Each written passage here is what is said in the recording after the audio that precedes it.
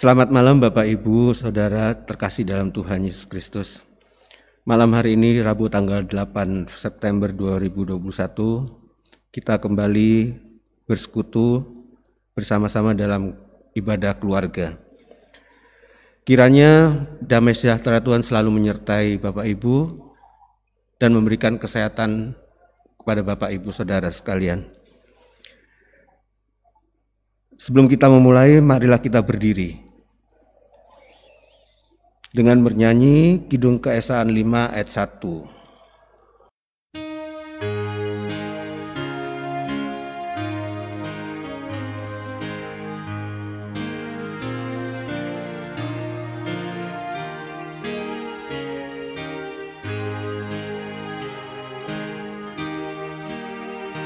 Bagimu Tuhan nyanyianku, karena setaramu siapakah? Hendak ku puji kau selalu, padaku Roh Kudus berikanlah, supaya dalam Kristus Putramu hidupku berkenan kepadamu. Bapak Ibu, mari kita berdoa sebelum kita memulai ibadah pada malam hari ini. Mari kita berdoa. Bapa kami dalam kerajaan sorga, Tuhan Yesus, kami mengucap syukur dan terima kasih atas kasih, berkat dan anugerah Tuhan yang Tuhan sudah berikan di dalam kehidupan kami. Terima kasih Tuhan Yesus untuk pada malam hari ini, boleh Engkau kumpulkan kami kembali di dalam ibadah keluarga. Kiranya Tuhan Kau menyucikan hati pikiran kami, agar kami boleh layak untuk mendengarkan dan menerima firman Tuhan. Terima kasih Bapa dalam kerajaan sorga, ampunilah dosa dan kesalahan kami yang sudah kami lakukan di dalam perjalanan hidup kami. Di dalam nama Tuhan Yesus kami berdoa, haleluya, amin.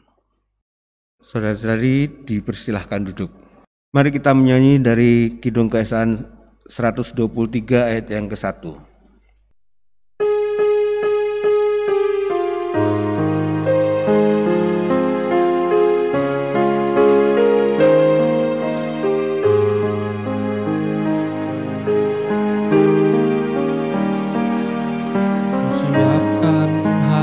Tuhan menyambut firman-Mu saat ini. Aku sujud menyembah Engkau dalam hadirat-Mu saat ini.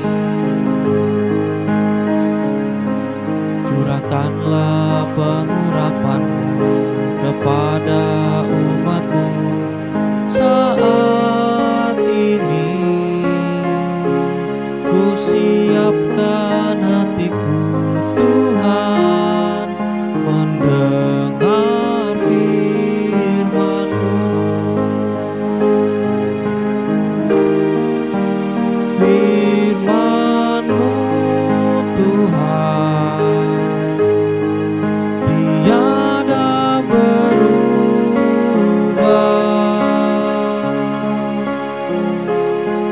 sejak semulanya dan selama-lamanya tiada berubah. Firman-Mu Tuhan, penolong hidupku. Ku siapkan hatiku Tuhan, menyambut firman-Mu.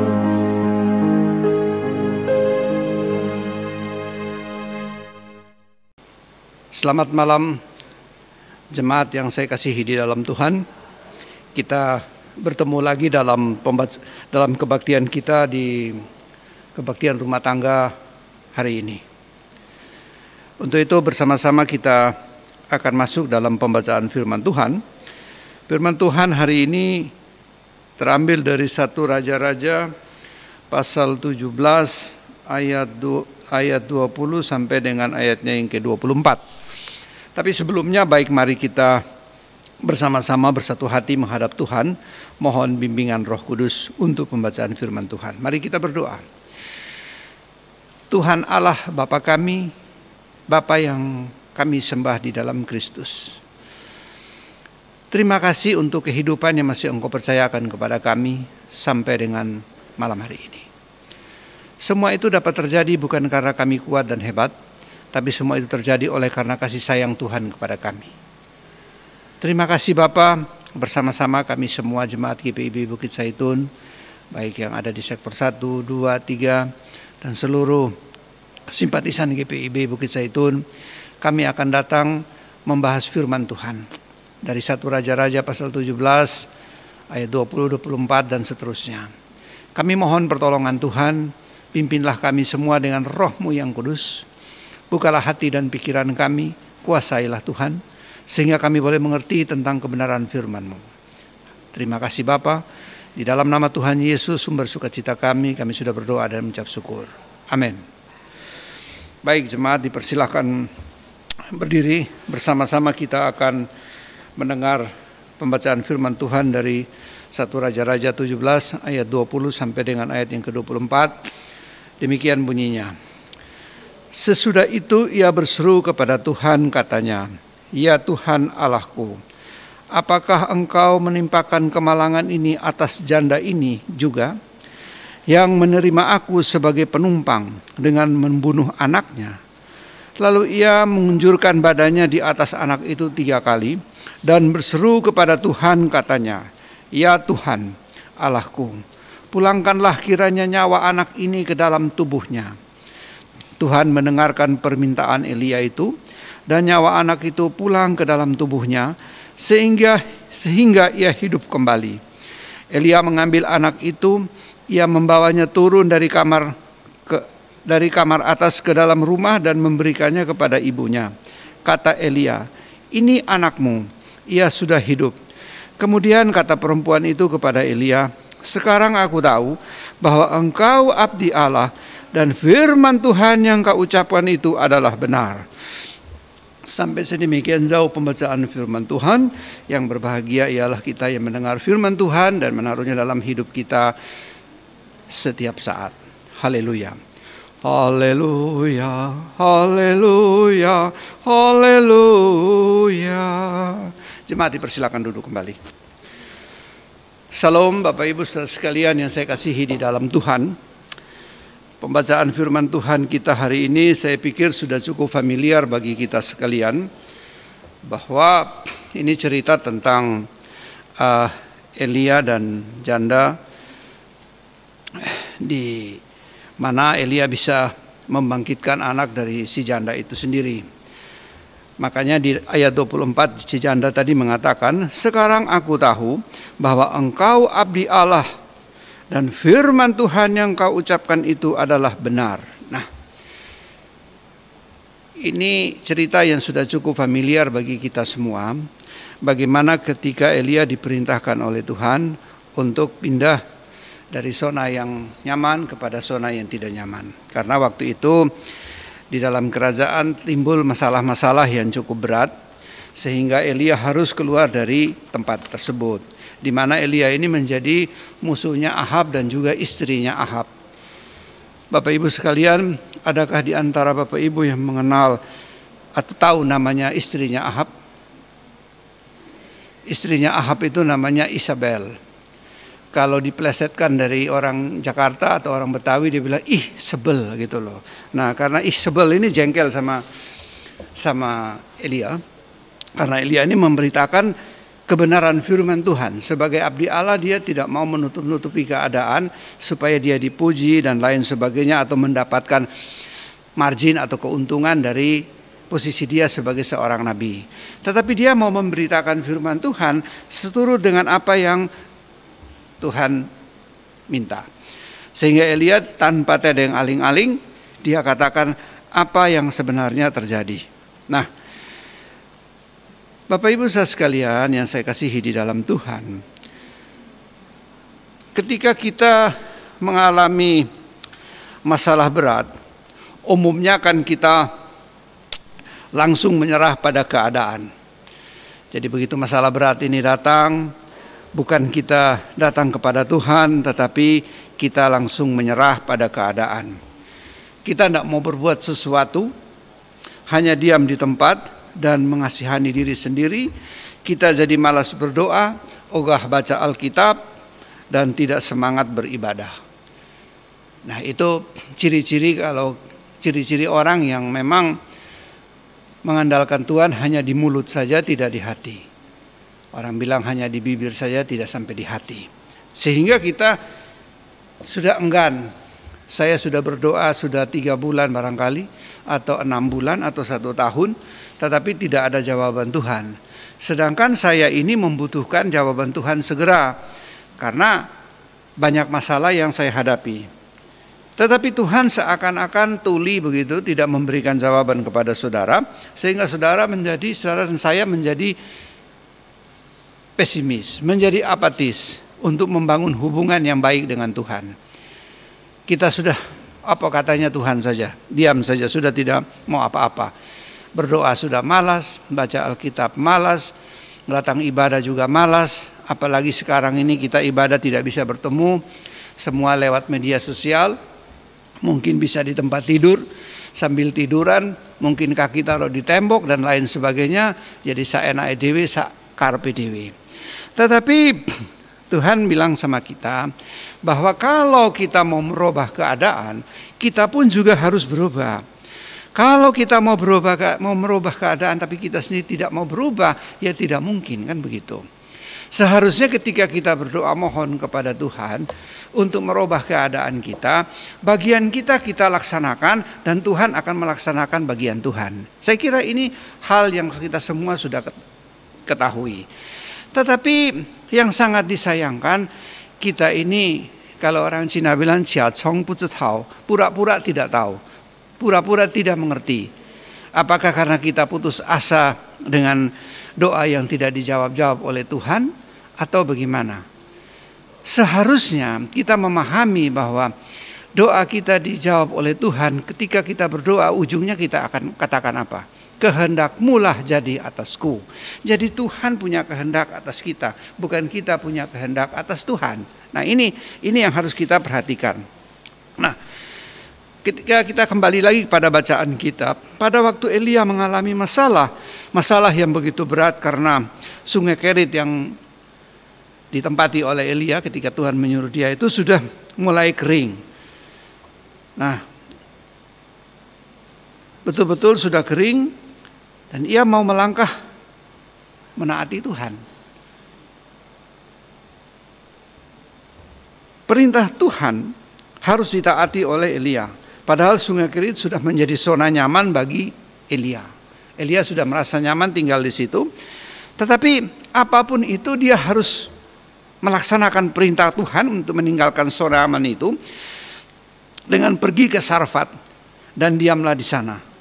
Tuhan bilang apa? Ketahuilah, aku telah memerintahkan seorang janda memberi engkau makan. Pasal 17 ayat 9 tadi. Nah, ia ingin dipulihkan Tuhan. Apakah saudara ingin dipulihkan Tuhan? Ya, ingin dipulihkan Tuhan, kita harus berani meninggalkan zona aman kita seperti apa yang dialami oleh Elia. Sesungguhnya Elia punya alasan khawatir pergi ke Sarfat. Karena apa saudara-saudara? Di Sarfat ini ada musuh besarnya Elia juga. Karena ayah dari Isabel atau yang kita bilang Sebel tadi itu adalah raja di Sidon. Nah, dia harus datang menemui musuh yang begitu berat ada di situ, kan bukan satu hal yang gampang, kan gitu loh. Jadi saudara bisa lihat nanti di pasal 19 cerita tentang bagaimana musuhannya Elia sama Isabel, atau Isabel membenci Elia, kan begitu. Dia harus tinggal di Sidon. Elia ini disuruh Tuhan datang ke sana untuk menemui seorang janda. Cilakanya lagi, janda ini bukan janda orang Surabaya bilang janda yang semlohai atau rondo telas, tapi ini janda miskin, sudah miskin lagi mungkin elek juga begitu. Sudah begitu lagi punya anak lagi yang harus ditanggung. Jadi Elia betul-betul menghadapi satu persoalan yang cukup berat baginya. Tapi apapun itu, berat seperti apapun, dia harus melaksanakan firman Tuhan. Dia harus melaksanakan perintah Tuhan. Mau atau tidak mau, like or dislike, dia harus melaksanakan itu. Nah, bacaan kita sebelumnya di situ diceritakan bahwa Elia minta atau perintahkan kepada si janda itu tadi minta air. Setelah minta air, masih minta roti lagi. Kalau orang Surabaya bilang ini rodok ngelama ini. Sudah minta air, masih minta roti. Jawab si janda itu bilang apa kepada Elia? Pak Elia, kira-kira begitulah. Kami ini sudah nggak punya apa-apa. Tinggal ini tepung sedikit dan minyak sedikit dan beberapa potong kayu. Lalu kami akan membuatnya atau membuat kue dengan sisa tepung itu. Setelah itu kami makan lalu kami mati. Elia bilang begini kepadanya. Kamu bikin aja, bikin dulu kue itu, dan hebatnya lagi si Elia katakan setelah dibuat kamu kasih ke saya duluan. Coba saudara bayangkan saja. Dia orang baru datang ke situ, perintah-perintah orang lagi yang orang yang nggak punya apa-apa. Tetapi luar biasa sekali si janda ini nurut saja dengan apa yang dikatakan oleh Elia. Mungkin ada sedikit sungut-sungut oleh si janda. Atau mungkin orang lain bisa menafsirkan sebenarnya si janda ini masih punya banyak tetapi dia enggan. Tetapi kalau kita membaca bacaan itu terus, memang si janda ini betul-betul miskin. Lalu dia berbuatlah seperti apa yang dikatakan oleh Elia. Dia berbuat dikatakan oleh Elia. Dan apa yang terjadi? Mujizat sungguh-sungguh terjadi. Buli-bulinya tadi penuh dengan minyak, tempat tepungnya juga penuh dengan tepung, sehingga mereka bisa makan dan bisa minum, dan terus mereka pergunakan fasilitas atau apa yang sudah diberikan oleh Elia, oleh Tuhan melalui Elia kepada si janda itu. Karena si janda ini yakin dan percaya dengan imannya bahwa ketika dia menanam jagung, otomatis dia akan menuai jagung. Ketika dia menanam kebaikan, dia akan menuai kebaikan. Nah, ini yang dipahami oleh si janda. Padahal dia juga baru kenal Elia. Coba kalau kita baru kenal orang, kita sudah susah, minta ini, minta itu kepada kita. Apa yang akan kita lakukan? Pasti kita marah kan? Tetapi kita sebagai anak-anak Tuhan terbalik, Pak. Tuhan minta supaya kita melaksanakan itu. Nah, hidup ini juga begitu. Sekarang kita semua dalam keadaan sulit. PPKM sudah dihapus tapi belum dalam artian yang sebenarnya. Ekonomi masih kacau. Macam-macam kita punya hidup sulit. Sudah sulit lagi dari gereja minta ini, minta itu, segala macam kepada kita. Lalu kita bisa menjawab, boro-boro mau kasih kamu. Saya sendiri juga dalam keadaan sulit. Bagaimana saya bisa memberikan? Tetapi Tuhan bilang kepada kita, kita sangat berbahagia ketika kita bisa memberikan bantuan kepada siapapun ketika kita dalam keadaan sulit. Kita pun sudah sulit, tapi kita masih mau memahami kesulitan orang lain. Kalau saudara memberikan kepada sesama saudara ketika saudara dalam keadaan nyaman, dalam keadaan berlebihan, dan lain sebagainya, itu hal biasa. Tetapi ketika saudara memberikan bantuan kepada orang saudara sendiri juga dalam keadaan sulit, ini betul-betul luar biasa. Nah, ini harus kita perhatikan. Kadang-kadang kan begitu, minta sumbangan, kita juga ngomel-ngomel dan lain sebagainya. Kadang apalagi dengan keadaan sekarang, kita sebagai pelayan Tuhan disuruh melaksanakan tugas dan tanggung jawab kita sebagai pelayan Tuhan. Kita juga ogah-ogahan, takut dengan keadaan ini sekarang COVID. Nanti kalau saya melaksanakan tugas, lalu kalau saya kena COVID dan mati bagaimana? Padahal mati itu tidak harus kena COVID, Bapak Ibu saudara sekalian yang saya kasihi di dalam Tuhan. Setiap saat kalau Tuhan mau kita pergi, pergi aja. Karena kita ini kan tidak punya kenalan orang dalam di sana yang bikin SK. Jangan dulu Mas, tunggu dulu ini masih ini, masih itu, uang saya belum selesai, nanti kalau saya pergi bagaimana? Tidak ada seperti itu. Nah, inilah Tuhan minta kepada kita sebagai hamba Tuhan, sebagai pelayan-pelayan Tuhan, marilah kita bekerja seturut dengan apa yang sudah kita janji. Ya, dengan segenap hati. Seperti apa bacaan kita hari ini tentang Elia. Si janda tadi pun juga tidak pernah berjanji kepada Tuhan, ya dengan segenap hati. Tetapi dengan iman, dia mau melaksanakan apa yang seharusnya dia laksanakan. Padahal dia dalam keadaan susah.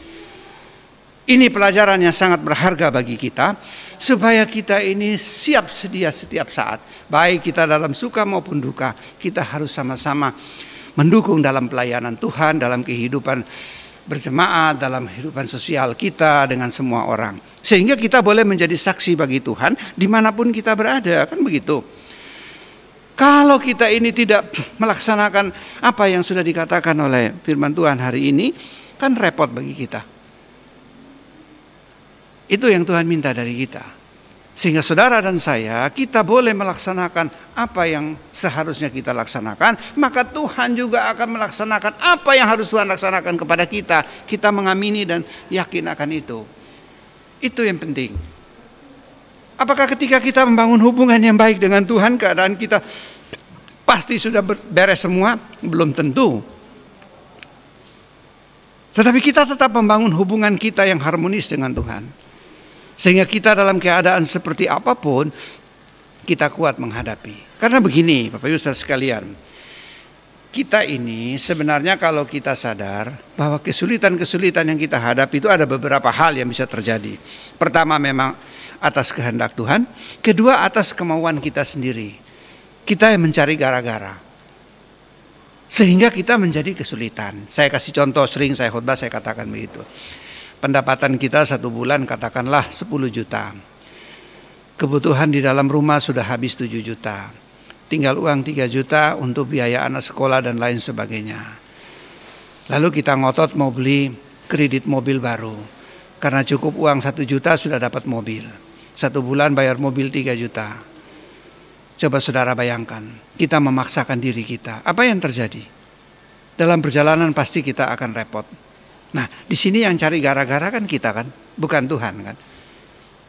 Oleh karenanya, marilah kita membuka hati kita, membuka pikiran kita, sehingga dalam pergumulan berat macam apapun, Roh Kudus itu bekerja, sehingga memberikan pengertian kepada kita apa yang patut kita lakukan dan apa yang tidak boleh kita lakukan.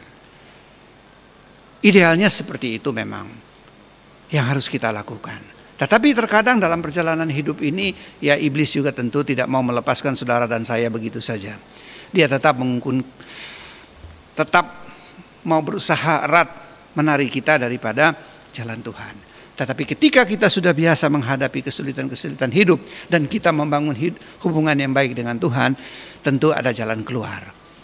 Masalah tidak berlalu, masalah tetap ada. Coba saudara baca di ayat yang terakhir tadi itu. Ketika anak dari si perempuan ini sakit lalu meninggal. Coba saudara bayangkan, dia sudah melaksanakan perintah Tuhan, dia harus kehilangan anak yang begitu dia cintai, anak semata wayang. Kalau kita yang mengalami hal itu bagaimana? Tentu kita kecewa dengan Tuhan. Tetapi satu hal yang perlu kita ingat, jangan kita cepat kecewa dengan Tuhan. Karena tindakan Tuhan nyata. Elia bertindak. Kalau saudara baca dan saudara perhatikan, dia katakan, "Ya Tuhan Allahku, apakah Engkau menimpakan kemalangan ini atas janda ini juga yang menerima aku sebagai penumpang dengan membunuh anaknya?" Ayat 20 tadi. Elia pun juga kalau bahasa Jawanya bilang sambat begitu kepada Tuhan. Ya kan, ini kata-kata yang bagaimana ya, seperti kita merasa kecewa begitu. Kecewa kepada siapa? Kita sudah membantu orang lain atas suruhan orang itu, tetapi orang ini harus jadi korban. Di Ayub pun juga demikian kalau saudara perhatikan bacaan. Menunjukkan kepada kita bahwa walaupun Elia itu sudah membangun hubungan atau berhubungan baik dengan Tuhan, hati dia sebagai manusia biasa pun mengeluarkan kata-kata ini. Nah, tentunya kita semua bisa memaklumi, Tuhan juga memaklumi. Tindakan segera dilaksanakan dan anak dari si janda itu akhirnya dapat diselamatkan atau dihidupkan kembali oleh Elia. Happy ending di situ. Nah, jadi Tuhan mau menunjukkan kepada kita, walaupun saya sudah memberikan kamu zona aman, kamu harus tetap berhati-hati di dalam kehidupan ini. Karena sewaktu-waktu bisa saja terjadi masalah. Oleh karenanya Bapak Ibu Saudara sekalian, banyak hal yang akan kita bicarakan, tetapi karena waktu dan keadaan yang memang tidak memungkinkan, saya harap Bapak Ibu segera membaca kembali apa yang sudah kita baca di 1 Raja-Raja ini, dan kita boleh merenungkannya dalam hidup kita hari lepas hari. Sekali lagi saya katakan, kita semua dalam keadaan sulit. Kesulitan yang kita hadapi. Tetapi jangan karena dengan kesulitan lalu kita enggan untuk membangun hubungan dengan Tuhan. Ketika kita dalam keadaan sulit, marilah kita lebih bangun hubungan yang sangat baik dengan Tuhan. Kita sudah terbiasa, dan ketika satu saat Tuhan sudah merubah hidup ini dari sulit menjadi senang, kita tetap membangun hubungan dengan Tuhan. Tuhan memberkati kita semua. Amin. Baik Bapak Ibu saudara sekalian, untuk menjambut firman Tuhan tadi, mari kita sama-sama menyanyi dari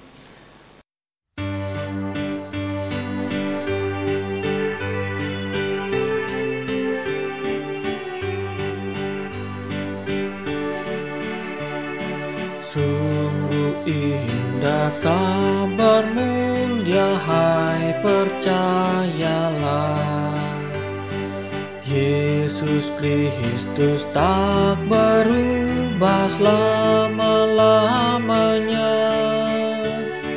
Darahnya tetap menghapus dosa dan celah. Ia hibur yang berduka, puji namanya.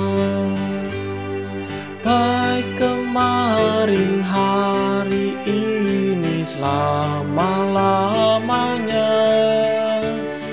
Yesus Kristus tak berubah, puji namanya.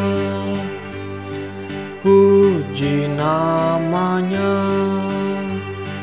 puji namanya.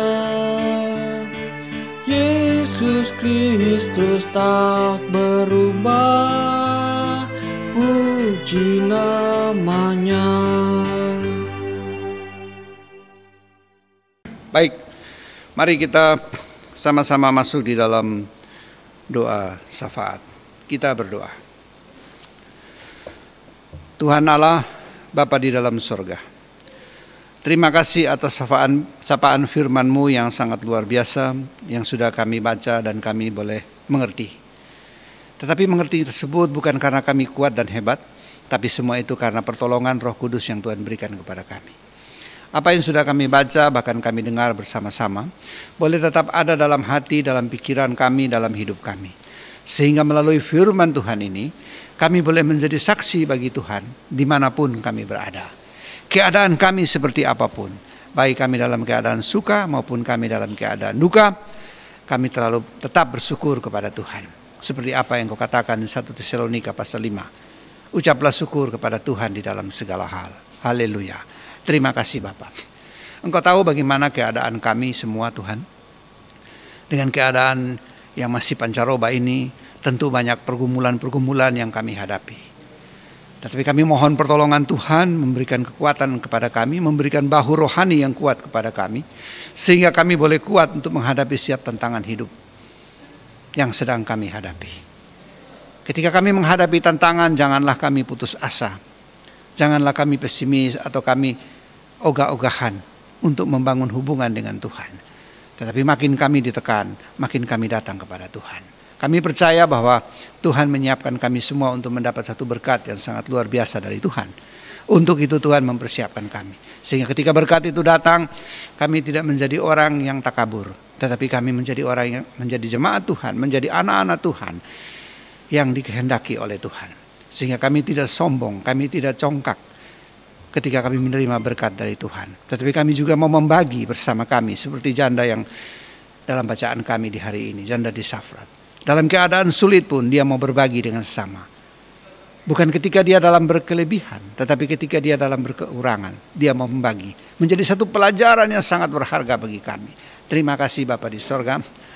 Engkau tahu bagaimana keadaan kami jemaat GPIB Bukit Zaitun, baik yang ada di sektor pelayanan 1, sektor pelayanan 2, sektor pelayanan 3. Banyak di antara kita dalam keadaan galau, dalam keadaan sulit, dalam banyak masalah. Kami mohon Tuhan datang melawat mereka semua. Dan Tuhan memberikan kekuatan. Tuhan memberikan tanda kepada mereka semua. Bahwa Tuhan ada. Bukan Tuhan tidak ada. Tuhan selalu hadir dalam hidup kita.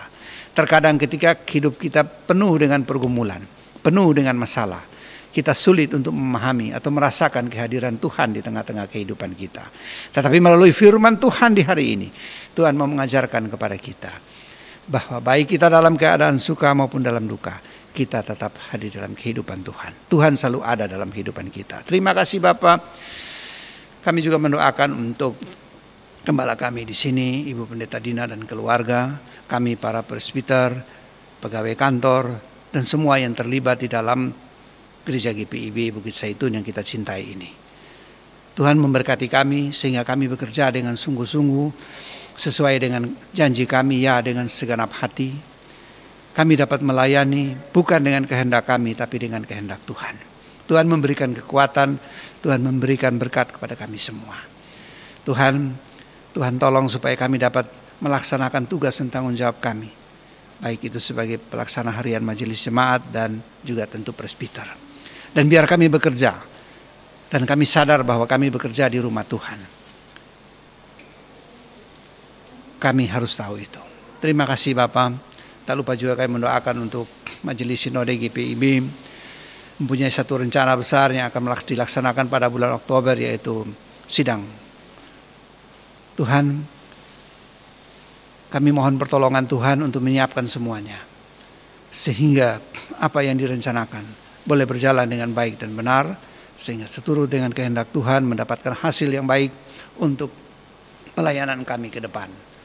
Terima kasih Bapak, Engkau memberkati setiap jemaat GPIB dimanapun mereka berada, baik itu pendeta, presbiter, dan juga tentu jemaat, sehingga melalui GPIB firman Tuhan dapat disampaikan sampai ke ujung bumi. Haleluya. Terima kasih Bapa di sorga. Sekali lagi banyak hal akan kami naikkan kepadamu. Tuhan mengerti keadaan kami. Tak lupa kami mendoakan untuk bangsa dan negara kami, pemerintah kami, presiden kami, wakil presiden, para menteri, anggota parlemen, dan juga tentunya pemerintah di mana kami berada di Provinsi Jawa Timur ini, dan juga terkhususnya di kota Surabaya. Tuhan memberkati gubernur kami, wakil gubernur, wali kota kami, wakil wali kota, semua aparat pemerintah yang terlibat di dalamnya. Pula Tuhan memberkati semua para medis, dokter yang merawat orang-orang yang sakit, khususnya COVID-19. Sehingga melalui perkenanan Tuhan, penyakit ini boleh berlalu dan kehidupan kami kembali normal seperti sedia kala. Tetapi semuanya itu Bapa, kehendak-Mu lah jadi atas kami, bukan kehendak kami. Terima kasih Bapa di sorga. Sebagai anak-anak-Mu tentu kami juga telah melakukan hal-hal yang tidak berkenan di hadapan Tuhan, baik itu dalam pikiran, perkataan maupun dalam perbuatan kami.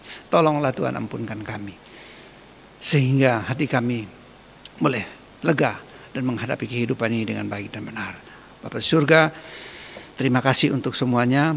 Kiranya Engkau boleh menerima dengan doa kami, karena kesemuanya kami alaskan di dalam Kristus Tuhan dan Juru Selamat kami, sumber sukacita kami yang telah mengajar kami berdoa. Bapa kami yang di sorga, dikuduskanlah nama-Mu. Datanglah kerajaan-Mu, jadilah kehendak-Mu di bumi seperti di sorga. Berikanlah kami pada hari ini makanan kami yang secukupnya, dan ampunilah kami akan kesalahan kami, seperti kami juga mengampuni orang bersalah kepada kami. Dan janganlah membawa kami ke dalam pencobaan, tapi lepaskanlah kami daripada yang jahat. Karena Engkaulah yang mempunyai kerajaan dan kuasa dan kemuliaan sampai selama-lamanya. Amin. Bapak Ibu, marilah kita mengucapkan syukur atas berkat yang sudah kita terima. Dalam Alkitab Lukas 6 ayat 38 yang berbunyi, berilah dan kamu akan diberi, suatu takaran yang baik, yang dipadatkan, yang digoncangkan, dan yang tumpah keluar akan dicurahkan ke dalam ribaanmu. Sebab ukuran yang kamu pakai untuk mengukur akan diukurkan kepadamu. Mari kita menyanyi dari Kidung Keesaan 94 ayat 1.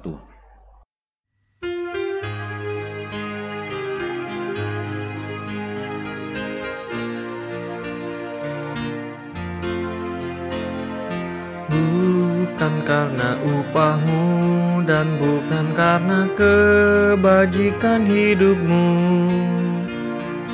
bukan persembahanmu dan bukan pula hasil perjuanganmu. Allah mengampuni kesalahan umatnya oleh karena kemurahannya. Melalui pengorbanan putra tunggalnya, ditebusnya dosa manusia. Bersyukur, hai bersyukur, kemurahannya pujilah. Bersyukur, hai bersyukur selamanya.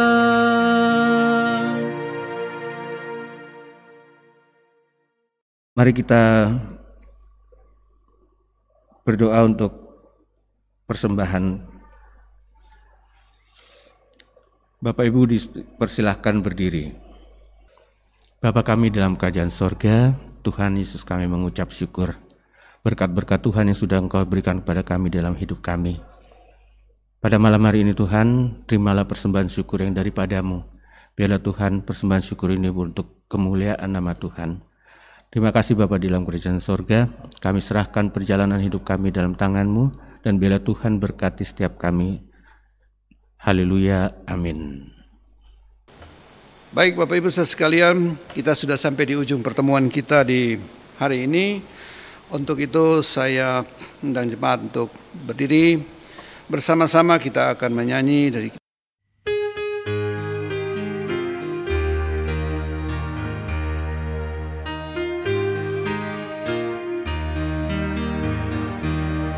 Siapa yang berpegang pada sabda Tuhan dan setia mematuhinya, hidupnya mulia dalam cahaya baka, bersekutu dengan Tuhannya. Percayalah dan pegang sabdanya, hidupmu dalam Yesus sungguh bahagia. Mari kita menerima berkat Tuhan. Bapa, terima kasih atas penyertaan-Mu kepada kami di dalam ibadah kami di hari ini. Biarlah apa yang sudah kami terima melalui firman Tuhan, khususnya yang kami baca di malam hari ini, biarlah firman Tuhan itu menjadi pelita bagi kaki kami dan terang bagi jalan kami. Sebelum kami meninggalkan pertemuan kami ini, kami ingin berkat daripada Tuhan. Kasih karunia, rahmat dan damai sejahtera dari Allah Bapa kita dan dari Tuhan Yesus Kristus menyertai saudara-saudara sekalian sekarang sampai selama-lamanya. Amin, amin, amin.